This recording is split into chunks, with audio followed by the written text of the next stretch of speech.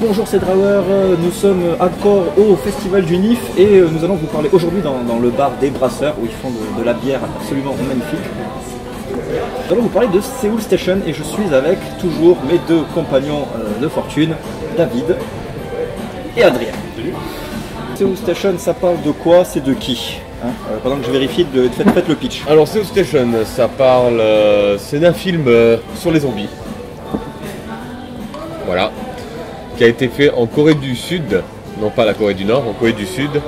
Et c'est pour montrer un peu la pauvreté de la Corée du Sud et faire passer plein de petits messages dans ce film. Voilà. Et donc ça a été réalisé par Yeon Sang-ho. Donc on peut dire que c'est un film d'animation de zombies, clairement. Exactement. D'infectés même, je dirais, parce que... Il n'y a que des zombies. Ils sont morts. Est-ce que c'est des infectés ou des zombies? Les infectés, il ne faut pas qu'ils soient encore en vie. Pas spécialement. Bah en fait, ils s'infectent... Ah, je sais pas. Là, ils sont morts, mais ils sont rapides. C'est des morts vivants, quoi. C'est des morts vivants genre World War Z. Parce que moi, oui, ce sont des zombies. Déjà, il faut savoir que le film a été médaillé bronze au festival du BIF, je crois. Pas de la BIF, attention, en Belgique. Tu crois ou t'es sûr? Hein? J'en suis sûr à 80%. On va lui donner. C'est pas écrit là, je l'ai lu dans Mode Movies. Est-ce que le film vous a plu? Très bien. Oui. Très bon film, très bonne histoire. Parce qu'on suit l'histoire d'une prostituée refoulée, on va dire ça comme ça. Ah oui, prostituée à son gré, voilà. Par son copain, quoi.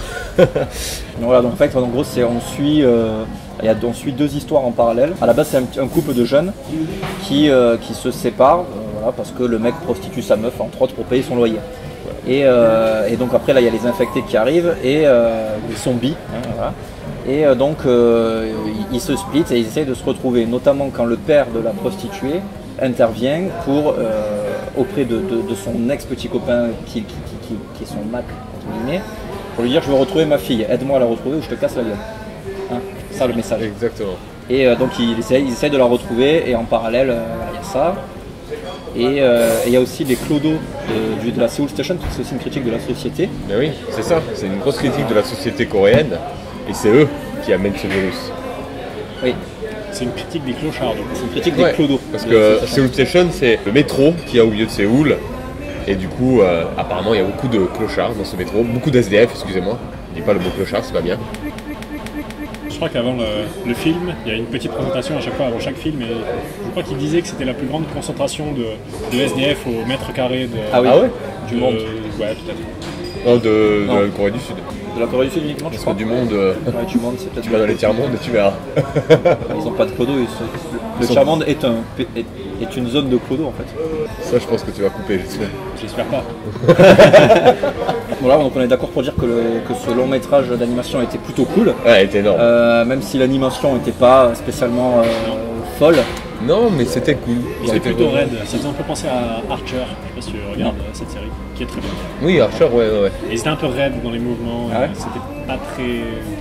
Après, pour des zombies, c'est bien. C'est le style coréen. S'ils ont un air inhumain, c'est pas très grave. Il y avait 25 images par minute. Oui. Ce qui était. Non, c'est 8. Était peu. C'est 8 images par seconde, mais tous les mangas sont à 8 images par seconde. Et moi, j'aime pas trop non plus.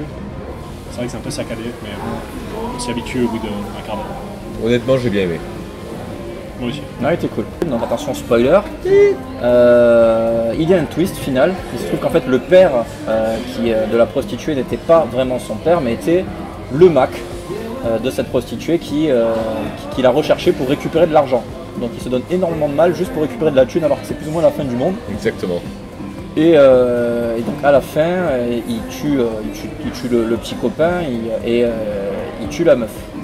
Non, la meuf meurt la meuf meurt, putain je vais y arriver, de sa blessure, parce qu'elle a été griffée par un zombie. Et il essaye de baiser la meuf en fait, et la meuf s'endort pendant l'attouchement. Elle meurt quoi. Ouais. Pendant le viol. Voilà. C'est un viol. On pense qu'elle s'endort. C'est un acte sexuel avec des bougies. Mais en fait on se rend compte qu'elle s'endort pas, qu'elle meurt.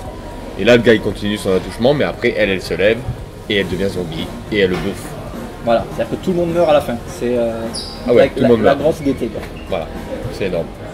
Et voilà, donc c'est bien un film qui ne termine pas sur une note positive où quelqu'un s'en sort, la personne s'en sort. J'aime bien, moi les films où personne s'en sort personnellement. Carrément. Moi j'aime bien les zombies qui se passent dans les villes en général. Ouais, c'est vrai que c'est The Walking Dead à la campagne, je trouve que ça marche pas. Parce que tu te sens pas en danger à la campagne. Ah ouais, il y a beaucoup trop de façons de s'en sortir. Ouais, c'est ça. Et du coup là c'est vraiment purement en ville et j'aime bien. Ouais, c'est différent, c'est tout. Il y a une scène que j'ai bien aimée, c'est je me suis toujours posé cette question en fait, en cas d'invasion zombie.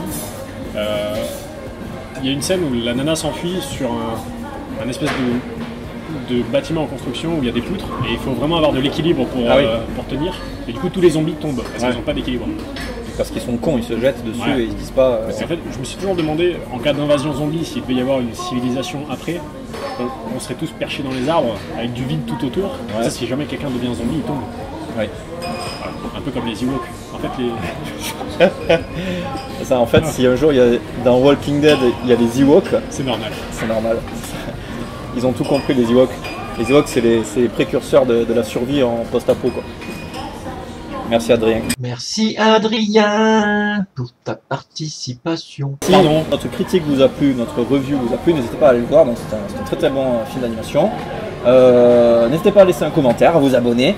Merci Adrien, merci David. Merci à vous.